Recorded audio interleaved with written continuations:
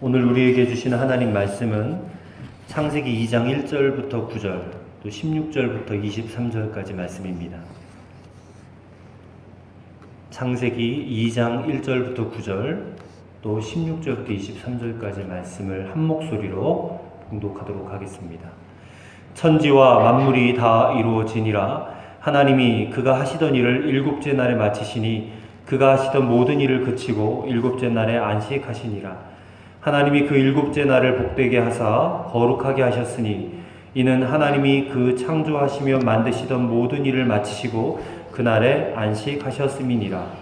이것이 천지가 창조될 때에 하늘과 땅의 내력이니 여호와 하나님이 땅과 하늘을 만드시던 날에 여호와 하나님이 땅에 비를 내리지 아니하셨고 땅을 갈 사람도 없었으므로 들에는 초목이 아직 없었고 밭에는 채소가 나지 아니하였으며 안개만 땅에서 올라와 온 지면을 적셨더라. 여호와 하나님이 땅의 흙으로 사람을 지으시고 생기를 그 코에 불어 넣으시니 사람이 생명이 되니라. 여호와 하나님이 동방의 에덴에 동산을 창설하시고 그 지으신 사람을 거기 두시니라.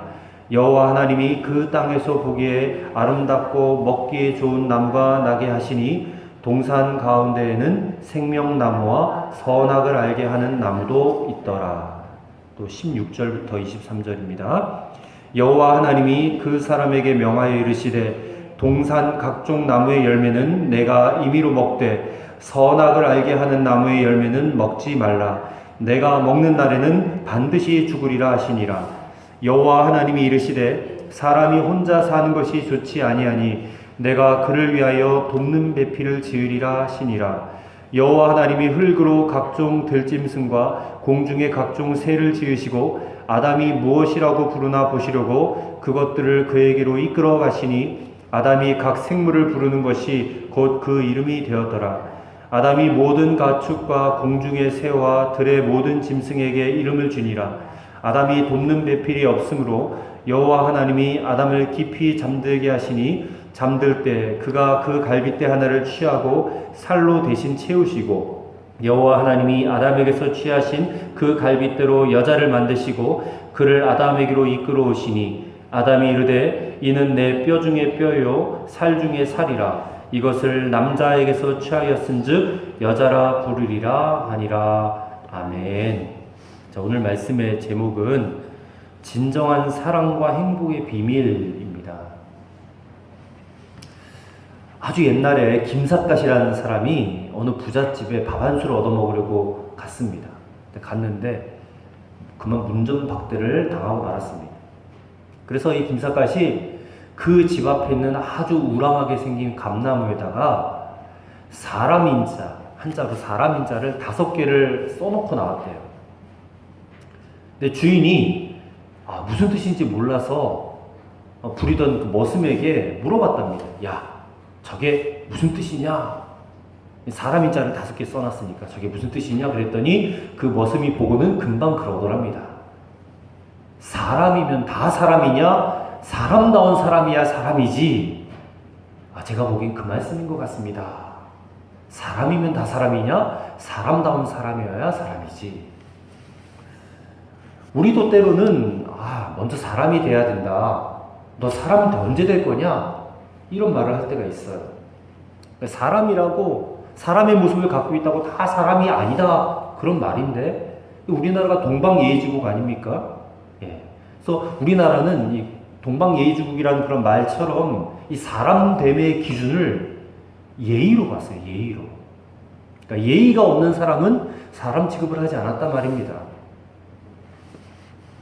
그거는 유교에서나 말하는 거죠. 예. 유교적으로 봤을 때 예의가 있고 공손한 사람은 사람답다 그렇게 말을 하지만 성경을 보면 이 성경이 말하는 사람다움의 기준은 예의가 아닙니다.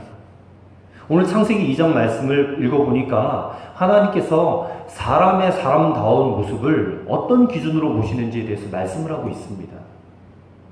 그 기준이 무엇인가? 그 기준은 바로 하나님의 영입니다. 하나님의 영. 오늘 말씀 7절을 한번 보십시오. 7절입니다. 여호와 하나님이 땅의 흙으로 사람을 지으시고 생기를 그 코에 불어넣으시니 사람이 생명이 된지라 라고 기록하고 있어요. 그래서 생기를 불어넣었다라는 말이 바로 하나님의 영, 곧 성령을 불어넣으셨다라는 그 말입니다. 이것이 다른 피조물과 사람이 이게 다르다는 거예요. 구별됐다는 겁니다. 그리고 한 영혼, 한 생명이 천하보다도 귀하다라는 근거가 되는 말씀이 이 말씀입니다. 흔히 사람은 세 가지 요소로 구성되었다라고 말합니다. 하나는 흙으로 지어진 사람의 육체, 몸, 이 몸이에요. 그리고 또 하나는 하나님께서 불어넣으신 하나님의 영이 있고, 그리고 또 하나는 혼이라고 합니다. 혼. 이 혼은 바로 우리 마음을, 우리 인격, 생각, 혼. 그러니까 몸과 영과 혼이 사람의 3대 구성 요소예요. 그런데 여기서 영이라는 것은 우리를 만드신 하나님과 교제하는 기능을 해요. 그리고 몸, 육체는, 이 몸, 살덩어리는 본능이라는 욕구를 가지고 있어서 온갖 세상을 경험하고 살아갑니다. 그리고 혼, 우리의 마음과 인격은 우리 안에 들어와 있는 영으로부터 지시를 받아서 모든 것을 판단하고 결정하는 그런 기능을 해요. 그렇다면 이 혼이라는 것이 어떻게 보면 가장 중요한 일을 한다고 볼 수가 있습니다. 우리가 어떤 사람을 보고 판단을 할 때에, 평가를 할 때에, 그 사람의 혼을 보고 평가를 해요. 그 사람의 마음, 인격, 정신, 그런 것이 어떤 모습이냐를 보고 판단하고 평가를 한단 말입니다.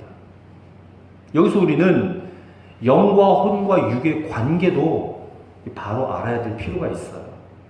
하나님이 사람을 만드셨을 때에 그냥 육체만 만든 게 아니라 영을 불어넣으셨다 했어요. 그럼 그 영이 사람의 마음, 인격, 즉 혼을 다스리고, 그리고 그 혼이 육을 다스리도록 만드셨다는 거예요.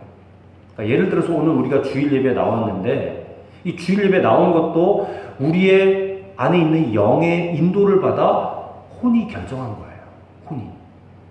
날씨도 춥고 피곤하면 우리의 육은 어떤지 아십니까? 좀 더 자자, 좀 더 쉬자. 그렇게 하는데, 그래도 예배하러 가야지 하는 영의 인도를 받아서 우리의 혼, 즉 마음이 교회에 오기로 결단했기 때문에 여기 나온 겁니다. 하나님은 우리가 이렇게 살도록 만드셨다는 거예요. 그런데 이 관계가 깨어지게 되면 우리의 삶에 많은 문제가 일어나게 되어 있다는 것이, 인생의 행복도 깨어지게 되어 있습니다. 우리의 혼이 지나칠 정도로 너무 강해져서 영의 지시를 막 무시할 수가 있어요. 그래서 혼이 막 자기 마음대로 결정하거나, 아니면 육체는 본능에 좌우되잖아요. 이 육체가 막 혼을 좌우하거나 그런 경우에 이 삶의 질서가 깨어진다는 거예요. 혼이 영의 인도를 받지 않고 거꾸로 육을 쫓아가면 그럼 죄를 짓게 되거든요. 타락하게 된다는 거예요. 그러면 하나님의 성령이 우리에게서 떠날 수도 있어요. 우리의 혼에는 하나님의 생기가 들어와 있습니다. 하나님의 영, 성령이 들어와 계세요. 그래서 우리는 다른 피조물과 다르게 영적 존재라는 것을 알아야 됩니다. 우리는 영적인 존재예요. 영적 존재라면 어떻게 살아야 돼요? 영적으로 살아야 돼요. 영적으로 산다는 말은 곧 하나님의 말씀으로 산다는 말입니다. 하나님의 말씀이 가르쳐준 대로, 하나님의 말씀이 이끄는 대로 살아야지만이 참된 사랑과 행복의 삶을 살 수가 있어요. 그렇다면 영적 존재로 창조된 우리가 세상 속에서 진정한 사랑과 행복을 누리며 살 수 있는 그 비밀, 그 비결이 과연 무엇일까? 오늘 말씀을 통해서 몇 가지로 우리가 함께 살펴보기 원합니다. 자, 첫째로는 안식일을 지켜야 된다는 것이에요. 안식일을 지키는 것. 자, 오늘 본문 23절 말씀을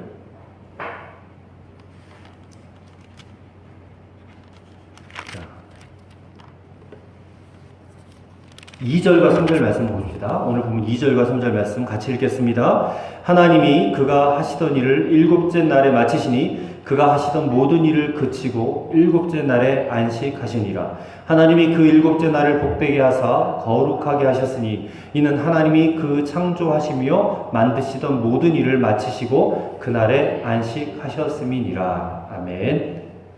자, 하나님께서 천지 창조를 엿새 동안 하셨어요. 그리고 다 마치신 다음에 일곱째 날에는 뭘 하셨어요? 안식하셨어요. 그리고 그날에 복을 주셨다 그랬어요. 하나님이 안식하셨다라는 말은 하나님이 쉬셨다라는 말이죠. 그리고 하나님께서는 당신만 쉬셨을 뿐만 아니라 우리가 쉬는 것에도 관심이 많으십니다. 관심이 많은 정도가 아니고 아예 중요한 계명으로 정해두셨어요. 출애굽기 20장에 가보면 십계명이 나옵니다. 모세가 시내산에 올라가서 두 돌판에 하나님이 직접 써주신 계명을 들고 내려와요. 근데 그 십계명에 보면 우리가 다 십계명을 외우고 있지만 그 가운데 살인하지 말라라는 계명이 있어요. 근데 그 계명보다 더 위의 계명이 뭐냐? 내 부모를 공경하라라는 계명이에요. 즉 그것은 부모를 공경하지 않는 죄는 살인한 죄보다 더 중대하다라는 그런 말씀입니다. 그런데요, 이 부모를 공경하라라는 계명보다 더 위에 있는 법이 뭐냐? 바로 안식일을 지켜라, 거룩하게 지켜라라는 것이에요. 그러니까 이렇게 안식일을 어떤 세상에 있는 도덕법, 윤리적인 그런 법들보다 더 중요하게 여기며 거기에 비중을 크게 두셨다라 그 말입니다.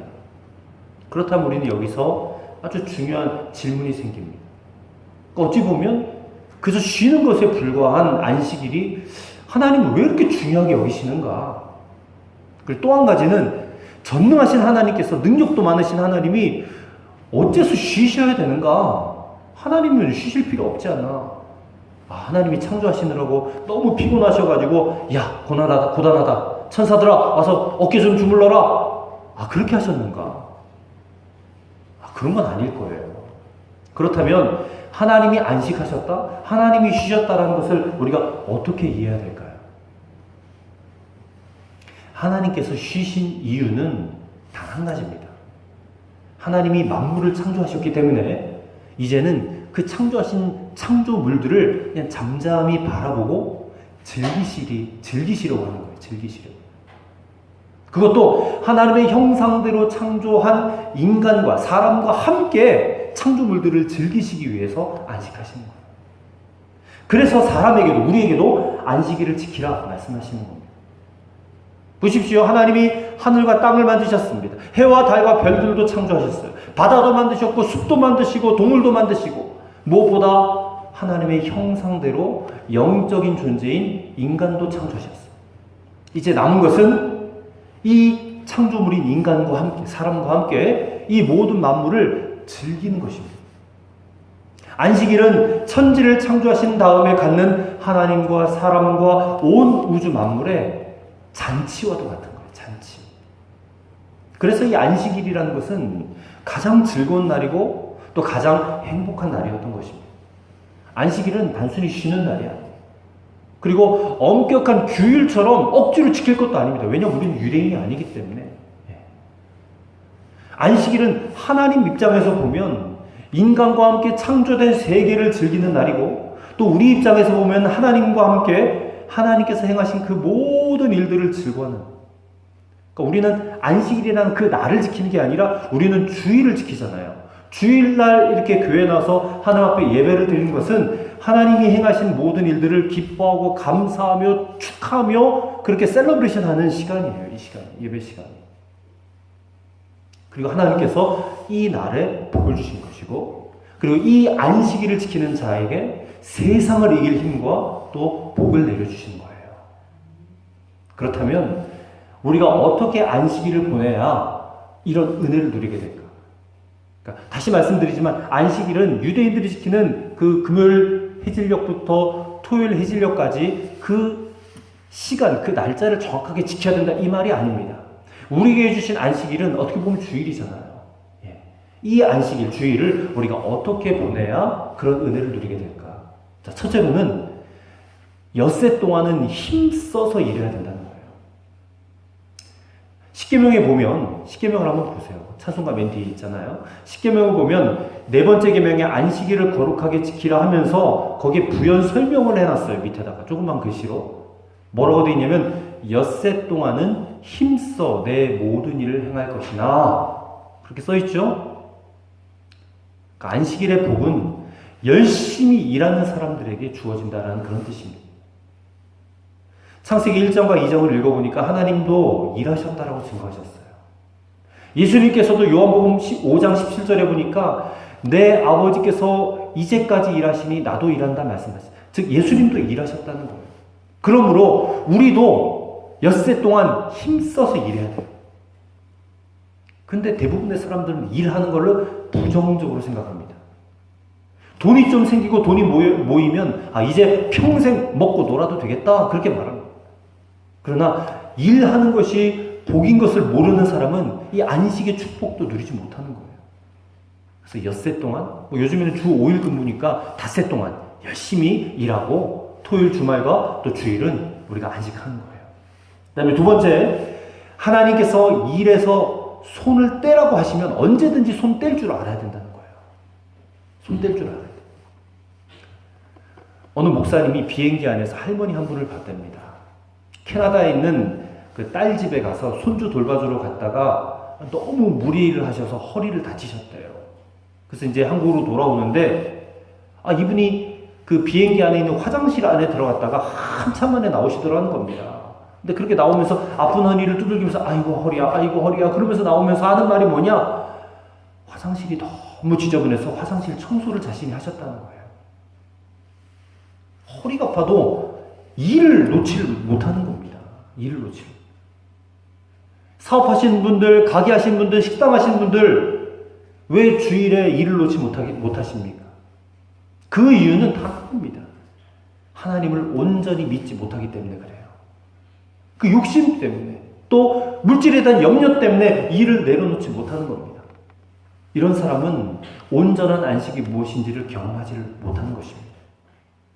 공부하는 것도 마찬가지예요. 공부도 쉬지 않고 열심히만 하면 이게 잘할 것 같은데 아닙니다. 한 주일에 하루는 제대로 쉬어줘야 돼요. 그래야 공부를 잘할 수가 있단 말이에요. 운동하는 사람도 마찬가지입니다. 일주일 내내 운동을 열심히 한다고 그 운동이 효과적인 게 아니에요. 엿새 하루는 쉬어야 한다는 거예요. 그러므로 주일이 되면 육신의 노동자들은 일에서 손을 떼야 되고 정신 노동자들은 머리 쓰는 것을 중단해야 돼요. 그건 곧 하나님을 정말 믿어야 된다는 그 말입니다. 그렇지 않으면 육신이 다 병들고 고장나서 그냥 다 지쳐서 망하고 마는 것입니다. 또 한 가지, 세 번째는 이 안식일은 하나님을 기뻐하는 날이라는 것을 알아야 된다는 거예요. 3절 말씀을 다시 보세요. 하나님이 그 일곱째 날을 복되게 하사 거룩하게 하셨으니 안식일을 그날을 복되게 또 거룩하게 하셨다. 안식일은 단순히 일하지 않는 데서 그치는 것이 아니라 이 하나님께서 기뻐하실 일들을 하는 것이에요. 유대인들은 안식일을 그 날짜 문자 그대로 지키잖아요. 그래서 그 안식일을 그들은 손끝 하나 움직이지 않고 가만히 있는 것으로 해석을 했어요. 그래서 그들은 안식일이 되면 반경 1km를 넘어가면 안 돼요. 그리고 전등 스위치 올리는 것도 일하는 거니까 절대 스위치도 자신이 누르면 안 돼요. 가스불 하나 켜는 것도 그들은 하면 안 되는 거예요. 요리도 그 전날에 다 해놓고 그냥 먹기만 하는 거예요. 요리도 이미 다 해놓고 아주 소극적으로 해석을 했어요. 근데 예수님께서는 안식일에 도리어 하나님의 일을 하셨단 말이에요. 우리도 예수님처럼 하나님께서 기뻐하실 만한 그런 일들을 해야 한다는 것입니다. 우리는 이제 신약 시대를 살고 또 우리는 기독교라는 종교이잖아요. 이 기독교는 안식일 개념이 이제는 주일로 바뀌었습니다. 우리 그리스도인들은 주일에 교회에 나와서 하나님을 기뻐하고 하나님 앞에 예배해야 한다는 것입니다. 안식일이 여러분 포장이라면 주일은 선물과도 같아요. 근데 유대인들이 그 안식일, 그 포장도 목숨을 걸고 중요하게 여기고 지켰다면 이 선물, 실체는요, 정말 더더욱 중요한 것입니다. 이런 말이 있어요. 이스라엘 사람들이 안식일을 지킨 게 아니고 안식일이 이스라엘 사람들을 지킨 것이다. 그런 말이 있어요. 우리식으로 말해보면 우리가 주일을 지킨 것 같지만 그게 아니라 주일이 우리를 지킨 것이다. 이 말이에요. 여러분, 우리가 주일을 통해서, 주일을 잘 지키고 안식함으로 통해서 우리에게 영적 회복이 임하게 되고 진정한 쉼과 회복을 경험하는 그런 주일이 되어서 우리에게 주신 하나님의 은혜와 축복을 마음껏 누리며 살아가는 그런 진정한 축복과 진정한 사랑의 삶을 살아가는 저와 여러분 되시기를 간절히 축복합니다. 두 번째로 선악과를 먹지 않는 것입니다. 8절 말씀 같이 읽겠습니다. 8절입니다. 여호와 하나님이 동방의 에덴에 동산을 창설하시고 그 지으신 사람을 거기에 두시니라. 하나님께서 에덴 동산을 만드셨는데 거기에다가 온갖 좋은 것을 다 채워주셨어요. 근데 에덴 동산의 중앙에 두 그루의 나무를 두셨어요. 자, 9절 말씀을 보세요. 9절 말씀을 보니까 거기에 무슨 나무가 있습니까? 생명나무가 있고 또 하나는 선악을 알게 하는 나무. 두 그루의 나무가 있어요. 그러니까 우리는 에덴 동산에 선악과만 있었다고 생각하는데 아니에요. 생명나무가 있고 선악을 알게 하는 나무 두 그루가 있습니다. 그런데 하나님께서 선악을 알게 하는 나무의 열매만 먹지 말라라고 말씀하셨어요. 17절 말씀에 나와 있죠. 선악을 알게 하는 나무의 열매는 먹지 말라. 여기서 우리가 분명히 짚고 넘어가야 될 것이 있습니다. 선악과가 어떤 나무였는지를 바로 아는 거예요. 이 선악을 알게 하는 나무이기 이전에 이 나무는 어떤 나무예요? 하나님께서 먹지 말라라고 했던 나무예요.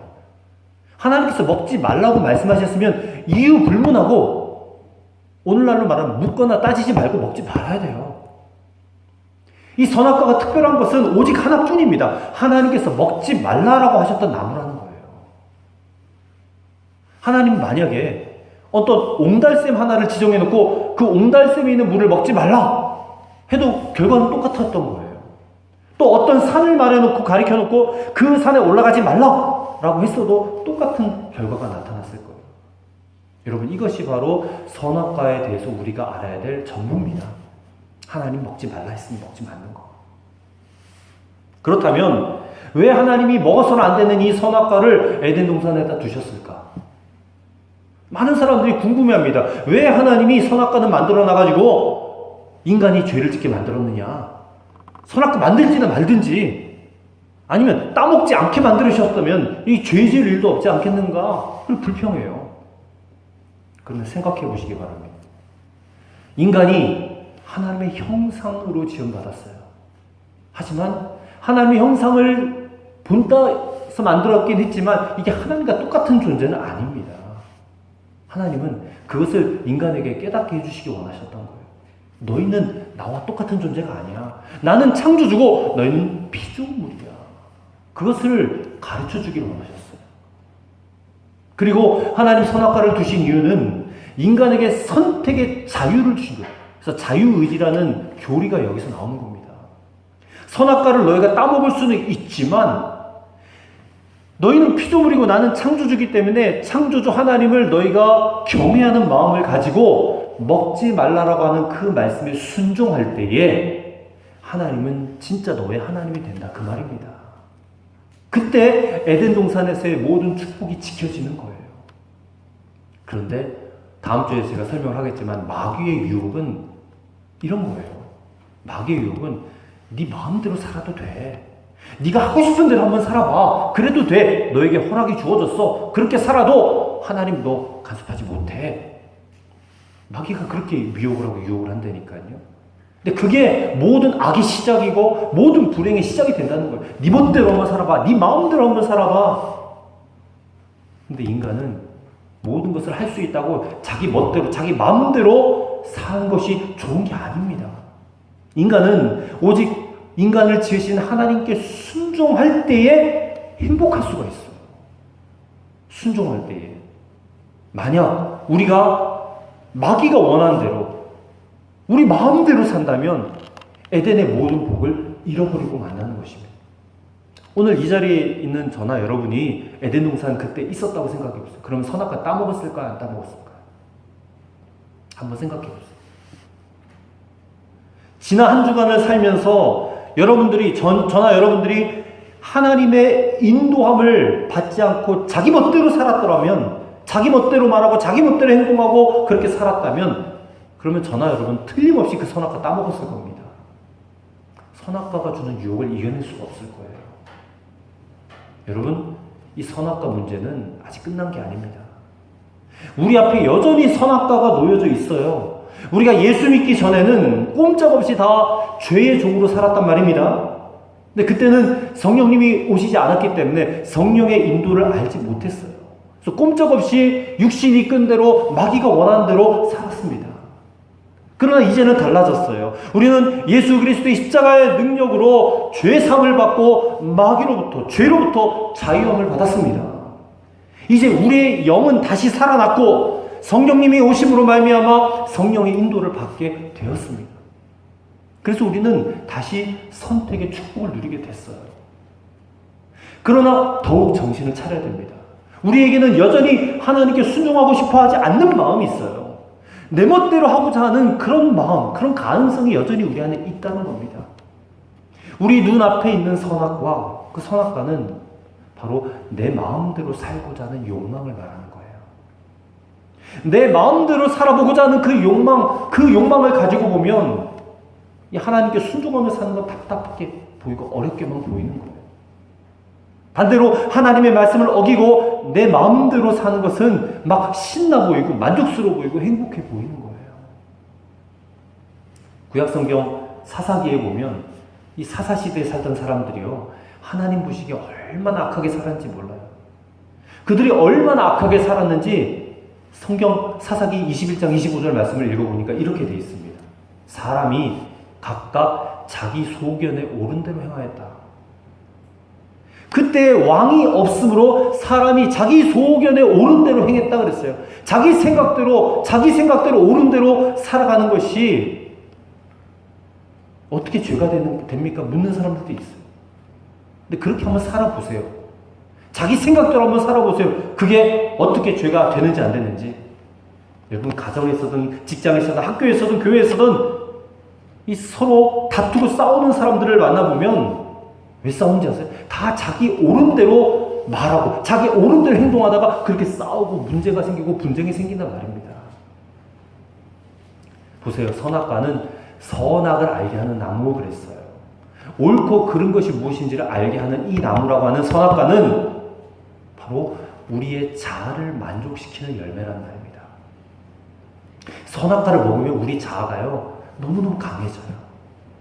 그리고 모든 문제의 기준은 자기 자신이 돼버려요. 자기의 기준, 자기의 생각을 가지고 모든 사람을 판단하고 모든 문제를 판단해요. 그리고 자기 생각만 옳고 자기 입장만 중요하고 언제나 자기 자신만이 중심이 되는 거예요. 그러면 하나님은 어떻게 됩니까? 이 하나님도 자신을 위하여 존재하는 그런 분으로 생각을 하게 돼요. 이게 무서운 겁니다. 여러분, 선악과 따먹는 자가 되고 싶지 않지요. 그러려면 항상 예수님께서 우리 중심에 계시다는 것을 잊지 말아야 된다는 거예요. 항상 표를 생각해요. 예수님 한 분이면 나는 충분하다. 예수님이 항상 나와 함께 계시기 때문에 나는 충분해, 나는 만족해. 그것을 믿는 거예요. 여러분, 그것을 믿는다는 것은 하기 싫어도 해야 될 일이 있다는 것이고 내가 너무너무 하고 싶어도 하지 말아야 될 것이 있다는 것을 인정하는 거예요. 그때 여러분 눈앞에 놓여진 선악과가 보입니다. 그리고 그 선악과 따먹지 않게 돼요. 그 길이 우리가 살 길입니다. 그리고 복받는 길이고 부흥의 길이 되는 줄로 믿으시기를 바랍니다. 마지막 세 번째로는 서로 돕고 살아야 한다는 겁니다. 서로 돕고 살아야 된다. 자, 본문 18절 말씀 보십시오. 여호와 하나님이 이르시되 사람이 혼자 사는 것이 좋지 아니하니 내가 그를 위하여 돕는 배필을 지으리라 하시니라. 22절 말씀. 여호와 하나님이 아담에게서 취하신 그 갈빗대로 여자를 만드시고 그를 아담에게로 이끌어 오시니. 그리고 24절입니다. 이러므로 남자가 부모를 떠나 그의 아내와 합하여 둘이 한 몸을 이룰지로다. 자, 지금 세 구절을 읽었어요. 18절, 22절, 24절 읽었는데 이 세 구절은 그냥 단순히 남자와 여자의 관계를 말하는 게 아니에요. 이거는 사람과 사람 사이의 관계에 대해서 말씀하는 겁니다. 아담과 하와가 나오지만 단순히 남자, 여자, 남편, 아내의 관계를 말하는 게 아니라 사람과 사람 사이의 관계를 말한다는 거예요. 물론 사람과 사람 사이의 관계에 있어서 가장 중요한 관계는 부부 관계예요. 부부 사이예요. 그러니까 본문 속에서 부부 관계에 대한 교훈이 담겨져 있는 것은 당연한 일입니다. 그러나 결코 부부 관계에 대하여만 말씀하고 계신 것은 아니다라는 거예요. 성경을 보니까 아담이 모든 동물들에게 이름을 지어줬다고 했죠. 그것은 모든 동물을 다스리는 자가 되었다. 곧 모든 동물이 다 아담의 소유가 되었다 그 말입니다. 그런데 모든 소유를 다 아담이 가지고 있는데도 아담이 행복하지 않았어요. 왜냐하면 아담이 혼자였기 때문에. 혼자였기 때문에. 아담에게는 도움을 주고 도움을 받을 수 있는 다른 어떤 대상, 사람이 있어야지만이 비로소 행복할 수 있게 된다는 거예요. 우리도 살다 보면 때때로 혼자 있고 싶을 때가 있어요. 어떤 사람 꼴 보기 싫고, 어떤 사람 수준이 안 맞고, 어떤 사람 성격이 안 맞고, 어떤 사람은 출신이 안 맞아요. 그러나 그런 생각들은 잘못된 생각이에요. 그럼 마귀가 심어준 생각이고. 왜냐하면 하나님께서 천지를 창조하신 다음에 다 보시기에 좋았다라고 했는데 오직 하나만 안 좋았어요. 아담이 혼자 있는 것이 좋지 못하다. 그런 말씀하셨어요. 이것은 독신 생활을 반대하는 그런 말이 아닙니다.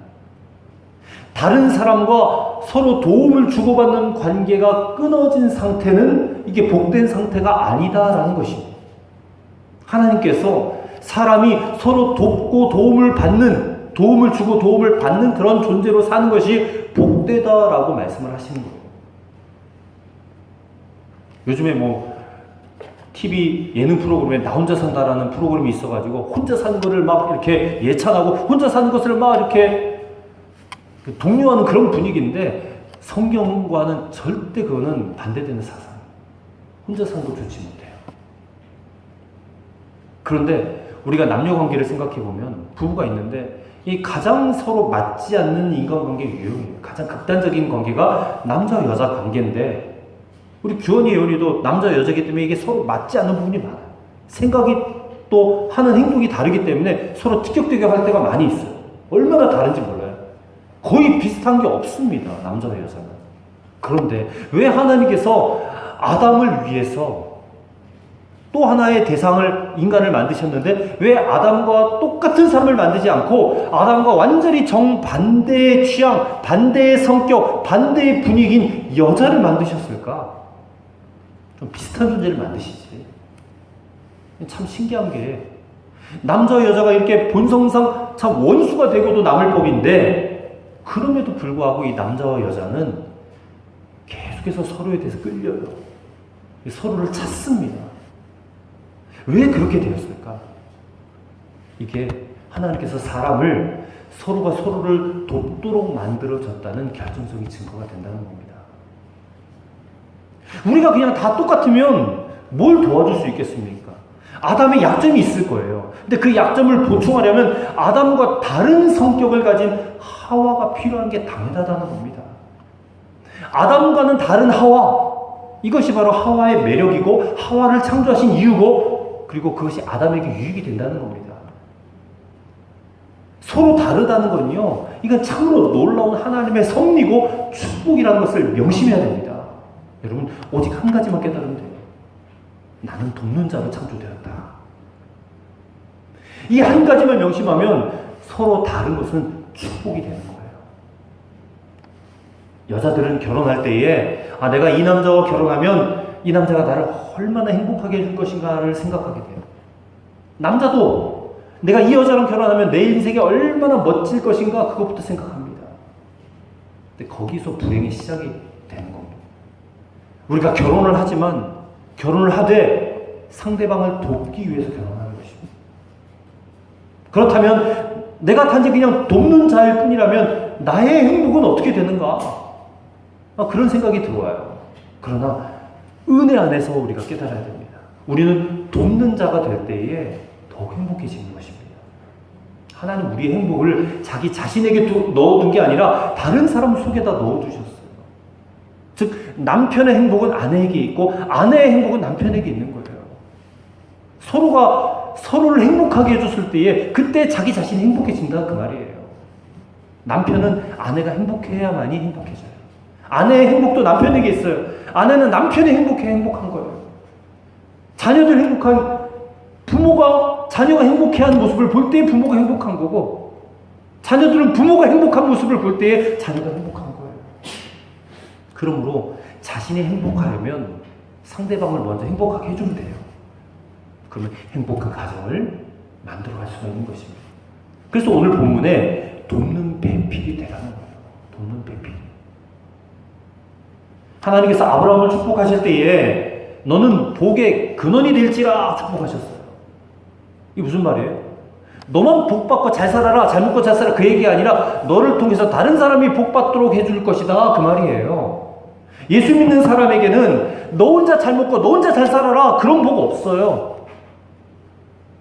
다른 사람에게 나눠주는 복만 있을 뿐이에요. 교회에서 임원을 세울 때도 가장 중요하게 보는 조건이 그가 다른 사람을 돕는 사람인가 하는 것을 보는 거예요. 혼자서는 잘하지만 함께 일할 줄 모르고 다른 사람을 도울 줄 모르면 이 하나님의 역사를 감당할 수가 없는 것입니다. 사랑하는 성도 여러분, 요즘 어떤 문제로 고통당하십니까? 인간관계 때문에 고민하고 계십니까? 그것 때문에 괴로우세요? 어떤 시시비비를 따지기 전에 나는 그 사람을 돕는 자였는가? 그것부터 먼저 점검해 보시기를 바랍니다. 이것이 바로 행복을 위한 하나님의 창조 원리인 것입니다. 돕는 자가 되기 힘들다면 십자가 은혜, 하나님의 사랑, 그리고 하나 되게 하시는 성령님의 역사를 의지해 보시기 바랍니다. 우리로 돕는 자로 살게 하여 주실 줄로 믿습니다. 2018년도에는 이 말씀대로 우리가 살아봅시다. 안식일 잘 지키고, 주일 잘 지키고, 내 앞에 있는 선악과 따먹지 마요. 그리고 내 옆에 있는 그 사람 행복하게 해주도록 서로 돕고 살아보시길 바랍니다. 여기에 진정한 사랑과 행복의 역사가 이루어지게 될 줄로 믿습니다. 영적 존재로 지음받은 저와 여러분이 평생토록 이 비결을 마음에 새기고 살아가는 복의 근원들이 되시기를 주님의 이름으로 간절히 축원합니다.